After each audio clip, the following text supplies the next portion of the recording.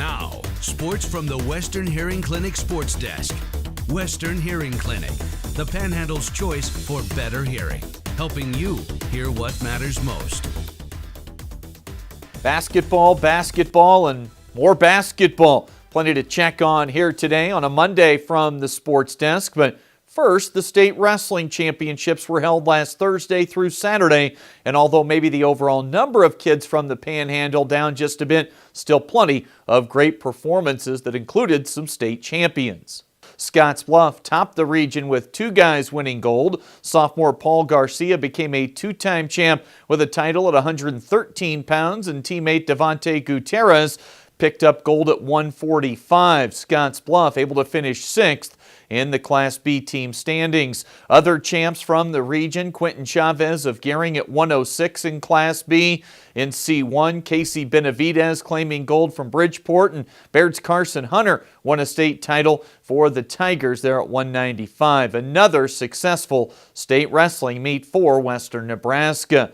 Now to the hardwood. The boys' Class B-8 Subdistrict Tournament starts tonight with Alliance the top seed. That means they'll be hosting on their home floor. We'll have doubleheader coverage here on KNEB.TV. Game 1 features Alliance against number 4 seed Sydney. Alliance enters at 17-5 and currently they're in 8th in Class B power points. A top 8 finish for the Bulldogs, and they'd be in line to host a district final coming up on Saturday. Game 2 tonight, Scottsbluff taking on Gering. The two rivals played just a few nights back, with Scottsbluff winning at home. That final score over at SHS was 66-53. Scottsbluff enters at 13 in power points in Class B, and here's their head coach Scott GULLION on the possible scenarios for the Cats moving forward this week. There's still a lot of things that could happen.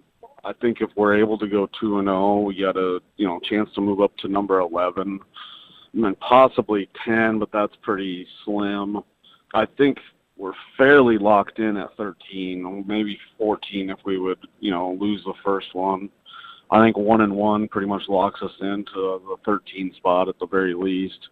Gering would need to come up with a pair of wins in this tournament to reach a district final on Saturday. And for Coach Rick Winkler, he knows the first step is tonight's neutral floor matchup with their arch rival.